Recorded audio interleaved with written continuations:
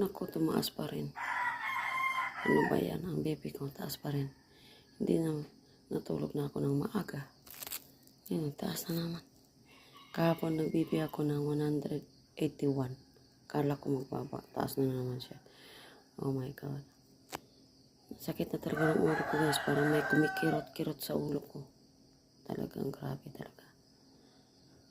Tapos yung likod ko, yung ano ba yun, yung batok ko. Ako, ambot lang.